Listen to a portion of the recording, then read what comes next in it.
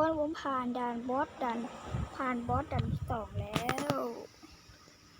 เนี่ยด่านเนี่ยผ่านแล้วเย้แล้วผมก็ได้ตัวใหม่มาด้วย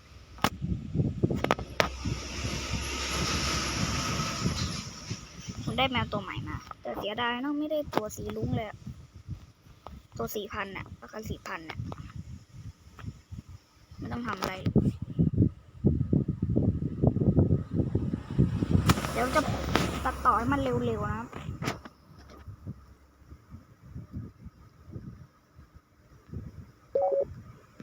ไอ้นี่ก็ขึ้นจริงเลย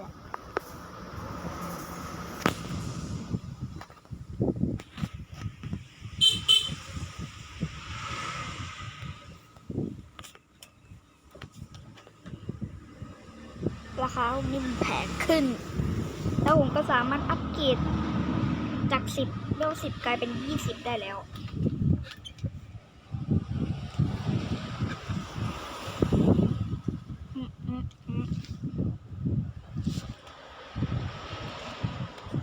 อีโวได้หรือเปล่าไม่รู้นะ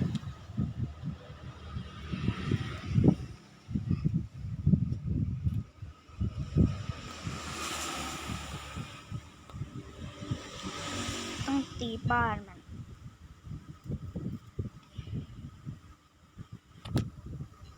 เฮ้ย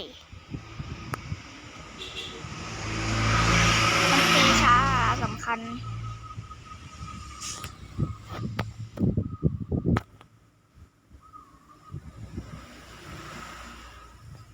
ปล่อยไม่เกิน10ตัวเดี๋ยวบ้านมันก็แตกอะเดี๋ยวตีบ้านเอาหัวโขกบ้านมันทีเดียวก็แตกเรียบร้อย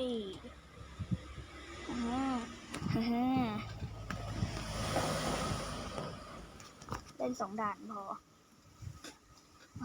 บอสถ้าเกิดเราถึงด่านบอสแล้วนะบอสจะยากหรือเปล่าบอสด่าน3ตอนนี้เป็นบอสบัน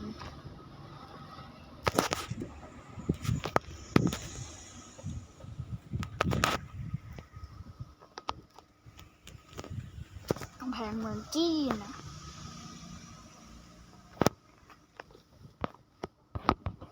ยังไม่เจอตัวใหม่เลยตอนนี้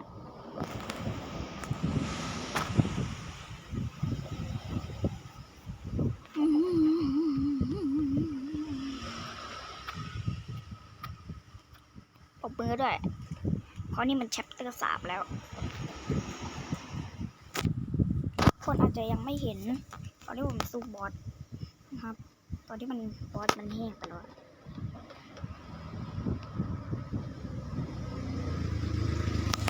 ตอนนั้นผมไม่ได้เปลี่ยนผม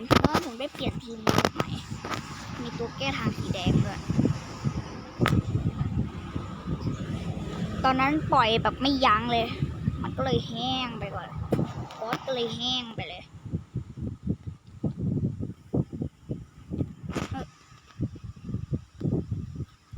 มันล่อไป3 นาทีแล้ว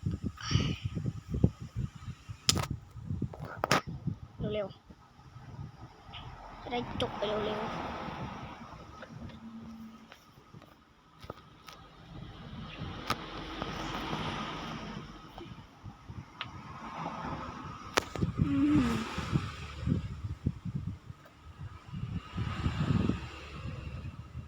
กำแพงเมืองจีนนะ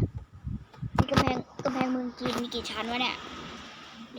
2 3 4 6 ชั้นเหรออาจจะมีมากกว่านี้